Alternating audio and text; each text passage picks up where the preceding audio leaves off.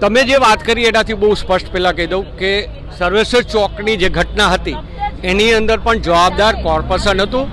ત્યાં કોઈ બિલ્ડિંગના કે અંદર જે માલિકી ધરાવતા લોકોની જવાબદારી નહોતી, કારણ કે જ્યારે કોર્પોરેશન એકવાર ઠરાવ કરીને જગ્યા બિલ્ડરને આપી દીધી હોય પછી કોર્પોરેશનની માલિકી નથી રહેતી, પણ ક્યાંક ને ક્યાંક એને ગેરમાર્ગે દોરવાના પ્રયાસો કોટક સાહેબ દ્વારા કરવામાં આવ્યા હતા।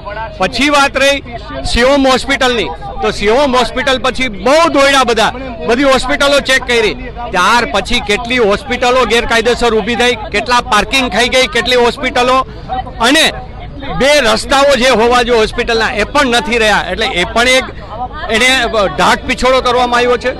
ટીઆરપી ગેમ ઝોનની અંદર જે સરકારે એસઆઈટીની જે નિમણૂક કરી છે એમાં ક્યાંક ને ક્યાંક માત્ર ને માત્ર સાગઠિયાને ફોકસ બનાવી અને ગુમરાહ કરવાના પ્રયાસો ચાલે છે।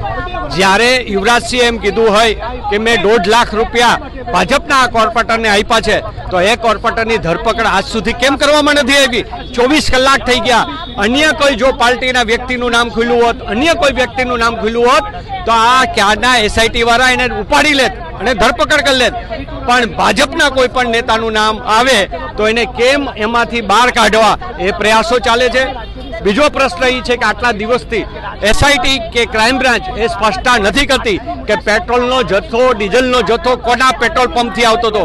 કોઈ રાજકીય નેતાના પંપમાંથી આવતો હતો કે કોઈ અધિકારીના પંપમાંથી આવતો હતો? અને એ રાખવાનો એની પાસે લાયસન્સ હતું કે નહીં? અને એને આટલો જથ્થો દેનાર પેટ્રોલ પંપને કેમ સીલ કરવામાં નથી આવ્યો?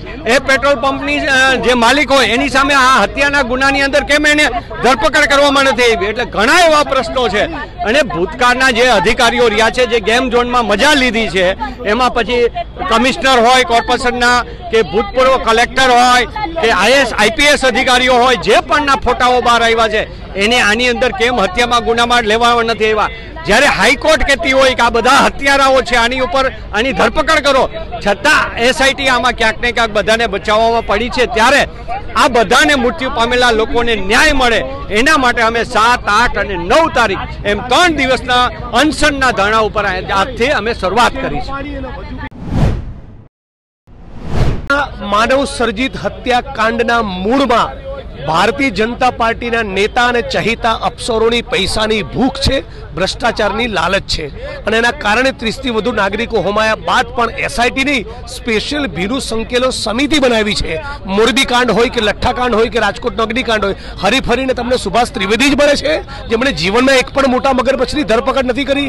એમણે ક્યારેય કોઈ કેબિનેટ મિનિસ્ટરની, કોઈ મેમ્બર ઓફ પાર્લામેન્ટની, કોઈ આઈએએસ કે આઈપીએસની ધરપકડ કરી છે? એટલે અમે માગણી કરીએ છીએ કે નિલદીપ રાય, સુધા પાંડે અને સુજાતા મજમુદાર આ 3 અધિકારીઓને એસઆઈટીમાં મૂકવામાં આવે અને 4 લાખના બદલે 1 કરોડનું વળતર ચૂકવી 1.5 વર્ષની અંદર કોઈ પણ સંજોગોમાં કેસની ટ્રાયલ પૂરી કરવામાં આવે એવી માંગણી સાથે આજે રાજકોટ ત્રિકોણ બાગ ખાતે 7, 8, 9 જૂનના રોજ બેઠા છીએ। આ આંદોલનની શરૂઆત છે। પીડિતોને ન્યાય નહીં મળે ત્યાં સુધી કોંગ્રેસ પક્ષ આ મુદ્દો છોડવાની નથી। છેક સુધી લડીને ન્યાય અપાવવા અમે કટિબદ્ધ છીએ।